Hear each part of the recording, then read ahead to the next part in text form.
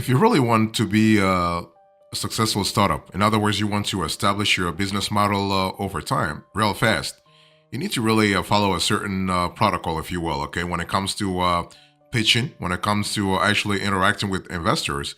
And this is what I want to really talk about in today's conversation.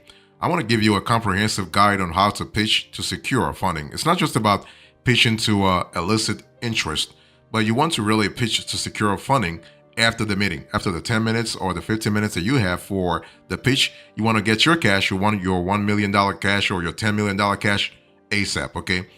And what I want you to do is that I want you to craft a memorable narrative. And so storytelling becomes quite essential. If you want to really, and you know, by the way, storytelling is not just for startup pitching, it's for everything. I mean, for project management, for a proposal, and so on and so forth, for business plan. You want to have storytelling. And storytelling does a good job by helping you sort of connect with your audience, whether it be investors or whether it be other partners, by connecting with them at a very emotional level, at a very personal level, at a very human level, okay? So storytelling becomes an important element to think about. So let me give you a few elements and strategies to think about this year if you want to pitch like a pro. You really want to establish a strong opening, okay? The intro has to be really important. And the reason why I want to insist on that is that first impression matters, okay? First impression matters all the time. So establishing a strong opening is really what's going to help you actually differentiate yourself vis-a-vis investors, but also differentiate yourself outside of a very competitive field. You want to have within your team, you want to have relatable characters. So basically, you want to really introduce to investors who will be doing what in your team, but also in a very relatable manner. Don't really make it too professional. I mean, if it's too professional, it becomes quote unquote too serious, and you don't want that. You want the atmosphere to be a little more formal, if you will. I mean, informal, not formal, informal. Think about visual storytelling. So that's the power of the software you use for storytelling, okay? And also, I want you to focus on simplicity and clarity. In other words, don't make things too complicated, okay? You want to focus on simplicity, you want to focus on granularity, but you want to be brief. It's very important. You do not want to really have 1,000 pages in your pitch deck. Otherwise, you're just going to bore those investors, and they'll be out of the meeting room as soon as they actually enter it in. So you do not want to really be in that situation. So if you want to really pitch like a pro and you want to really have a successful fundraising pitch, let me share with you a few essential elements that you need to keep in mind if you want to be successful every time you actually start this exercise. So the first thing I want you to really understand is that you got to really ask yourself, what's in it for me? But ask yourself that question from an investor point of view. In other words, the investor is asking, what's in it for me? What's the clear value proposition that you are actually giving investors? Your value proposition, sometimes you hear the terms USP or UVP, so unique selling proposition or unique sales proposition, or sometimes you hear a unique value proposition. So your value proposition is actually the heartbeat of your investor pitch, is actually what makes your business unique and enticing to investors. Remember, investors are bombarded with pitches every single day. So they have to really pick and choose, right? They have to really go with the pitch that really resonates mostly with them. So you want to craft a clear and concise statement that communicates the problem your product or service solves and its benefits, so you can really captivate investors and make them eager to learn more, right? It's all about resonating with investors right off the bat. You also want to think about market analysis. Market analysis is going to be very quintessential, especially in the long run, okay? Market analysis. So investors want to see that you understand the market landscape in which your business operates. So you want to conduct a thorough market analysis so you can demonstrate your knowledge and actually position yourself, position your company as an informed team of entrepreneurship. Think about the competitive advantage that you are bringing to the table also. So what really sets your business apart from the competition is going to sometimes is going to tilt the scale in your favor. Okay, think about the financial projections also. I mean, investors are not philanthropists. They want to make sure their ROIs are positive. So for them to invest in a business, they have to make sure the numbers are there. The numbers align properly for them. At least they align positively for them. Also, you want to think about the growth potential. So investors and people in general invest in the future. So showcasing your business growth potential is really vital. So explain your growth strategies and how you plan to scale your operations. Highlight expansion opportunities such as entering new markets, launching additional product lines, okay, or securing strategic partnerships. So that's important. So if you want to pitch like a pro and you really want to get the fundraising that you need, I want you to really pay attention to the fact that visual is going to be key for you. You want to leverage interactive demos and visual presentations. The thing is that, and again, I've said this before, but I want to say it again. Investors are bombarded by startups every day. They see so many pitches, right? And so the last thing you want is to have another pitch that really has only word content, right? I want you to think about interactive demos. I want you to think about visual presentations. I want you to think about graphs. I want you to think about making investors' lives easier. So, regarding pitching, it's no secret that individuals have different preferences for perceiving information, some through auditory means and others through visual cues. However, and this is important, as a pitcher, you must know how to do a pitch presentation since your goal is to ensure that investors can easily comprehend your message by both seeing it and hearing it. So the power of interactive demos is quite essential. Interactive demos allow investors to interact with your offering firsthand, giving them an accurate understanding of its value and functionality. So by incorporating interactive demos, you can showcase your product's unique features and benefits, creating a memorable and immersive experience that actually resonates with investors. And you want to have that right off the bat, okay? That's really important. And one thing I also want you to really think about also is that you want to enhance investor engagement with visual presentations. So visual presentations are a powerful tool for capturing and maintaining investor engagement. So utilize eye-catching graphics, charts, and let's say really you can have videos, you can have everything. Think about also making sure that you can also have templates. By the way, you can have templates, and that's really great for you. But all in all, I want you to really keep it focused. Okay, keep it focused. Showcase critical features, provide context, and make it intuitive. And also, you want to test and iterate as much as possible to make sure you are on the right path. So, how do you prepare to pitch investors? Let's really talk about that. The first thing you want to do here is to gain insights into investors' requirements. In other words, I'm showing you on the screen here what the requirements are for several investor types.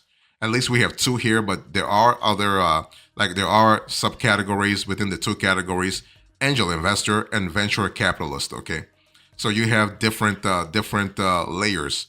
Risk openness. That's how I call it.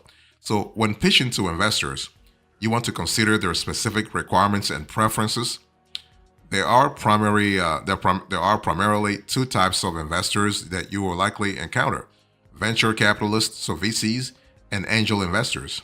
So you have to know how to tailor your pitch to each group so that you can really impact your own success, not only in the short run but also in the long run. Let me break it down for you. So if you think about pitching to a VC firm, so pitching to VCs. So VCs tend to be meticulous, detail-oriented individuals who closely examine the numbers, and as they represent a group of investors, they are responsible for making informed decisions. So when presenting to VCs, you want to provide comprehensive details. That's important. I mean, they will go into the minutia of your numbers, okay? You want to highlight critical metrics. You want to address potential risks right off the bat. What about pitching to angel investors? Well, angel investors are typically high net worth individuals who make independent investment decisions. They tend to be more agile and decisive in their actions. So, when creating an angel investor pitch, you want to emphasize the big picture, you want to showcase the immense potential, and you want to address the significant market your product or service targets.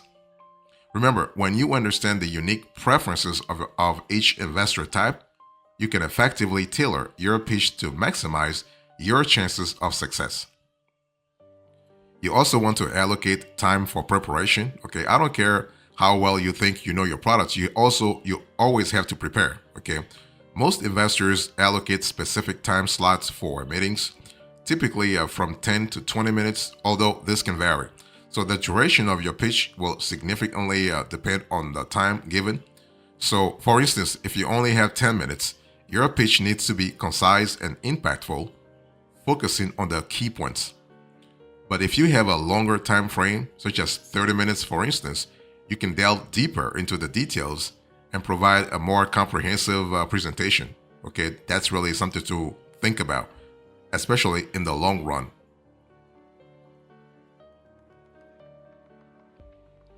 Also, if you want to pitch like a pro, you want to conduct a research on each investor. I mean, that's important. You want to know what resonates with the investor, what they like, what they don't like. Okay, that way you can be prepared. So don't assume all investors have the same preferences. So you want to put on your detective hat and your detective hat and do some research on each investor you are going to meet. Knowing what makes them tick can improve your pitch big time, big time. Okay, investors are different. I mean, you probably saw this on the show Shark Tank US. You see that every investor is different. They have different preferences. Okay, so you want to uncover the kinds of questions every investor typically asks during pitches. This way, you can be one step ahead and have well-prepared answers to impress them. Now, you won't find all that info with just a quick Google search. Okay, sometimes you have to really go the extra mile. I mean, it's one of those things where, going back to what I said a little earlier, you have to put your detective hat on. Okay, do some research, reach out to some founders who have crossed paths with that investor before. A couple of friendly phone calls can be a goldmine of valuable insights to get you started, and that's what you want. Okay, so by arming yourself with knowledge about your potential investors, you can tailor your pitch and make a lasting impression, big time. So, and you also want to begin with realistic investor expectation. Don't really try to overpromise. Okay, of course you want to really impress them, but please be truthful, be honest. Okay, I mean, let's face it, hitting a home run with your first pitch and sealing a deal on the spot is as rare as finding a unicorn running a rainbow, right? So it's one of those things where in reality things are a little different. I mean, you are likely to face a few no's from investors before you find the one who says yes. Okay, but think about it. Each no is an opportunity in disguise. It's a chance to learn, to grow, to fine-tune your pitch. Think of it as a stepping stone on your path to success. Okay, and that's going to help you big time in the long run. So with every interaction, you gain valuable insights. You will discover how you present your ideas in the most compelling way, how to tackle common questions like a pro, and what kind of information investors are actually hungry for.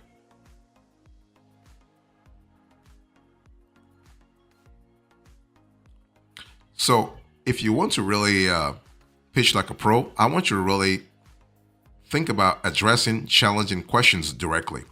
Don't try to really escape them. Don't really triangulate. Investors really hate that. You want to show that you are a responsible party, that you have a clear idea about what you're really getting yourself into. Okay, so let's say you are in the middle of your pitch, right? And suddenly the investors unleash a barrage of tough questions. How do you react? Are you anxious? Are you scared? Are you actually panicking? No, because the whole thing, this barrage of questions, is all part of the game, actually. Because at the end of the day, it's actually a game. So pitching sessions usually set aside time for this brain teasers. So as you are practicing, as you are preparing, think about that. Now, even if you have prepared diligently, you can only predict some of the questions coming your way. So when you're faced with a curveball, avoid the temptation to respond with an uncertain "I don't know" or even a promise to address this later. Don't do this because this shows that you're not prepared. It shows that you have no idea what you're talking about. Okay, you should be the master of your own product or service. You should know your industry pretty well, and you should come armed with all the info that's actually available. So it's absolutely fine, though. It's actually fine not to have all the answers immediately. What you should realize is that challenging questions indicate genuine interest from investors. Yeah, this might sound to you counterproductive, but I mean counterintuitive, but it is true. This shows genuine interest from investors. They want to see how you handle the unexpected and think on your feet. So what happens here is that when a tricky question catches you off guard, give it your best shot. You want to approach it humbly, acknowledging that you may need more preparation for that inquiry. You could say, to the best of my knowledge, provide an answer. But I appreciate you bringing this up. Let me double check after our meeting to ensure that I give you the most accurate response. So by doing that, you're actually showing the investor that you are, number one, honest. Number two, you're a human. In other words, you don't know all the answers. And number three, you have follow-up. You have follow-up skills, right? You are going to do some research to get the answers to get the investor the answers that he or she needs, and that's really powerful, especially in the long run.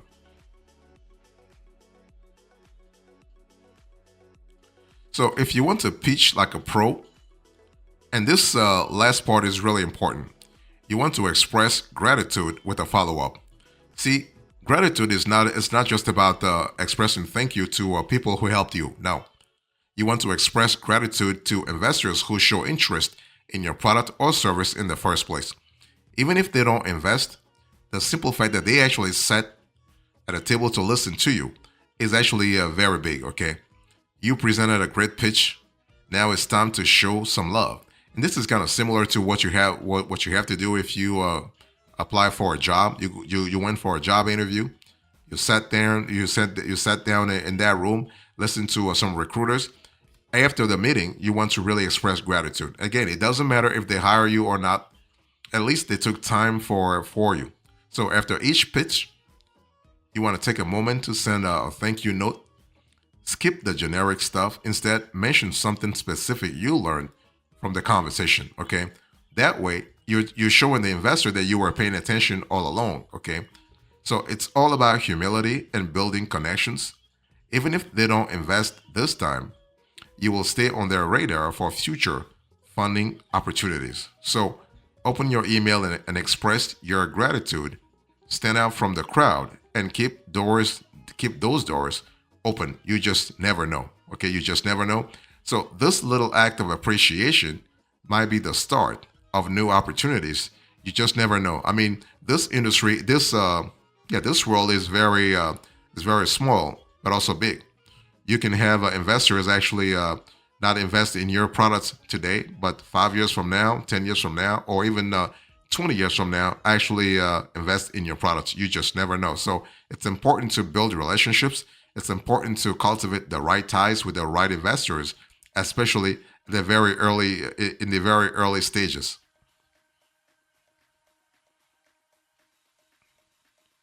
So here's the epilogue into this conversation. I explained it. I explained to you how to pitch like a pro.